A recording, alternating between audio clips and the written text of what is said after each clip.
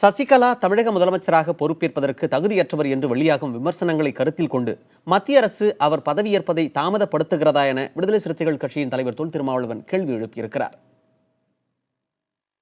ஆளுங்கட்சியான AIADMK